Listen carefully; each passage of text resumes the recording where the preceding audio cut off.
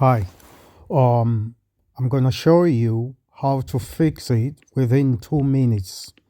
What you have to do, you are supposed to keep on pressing the power button.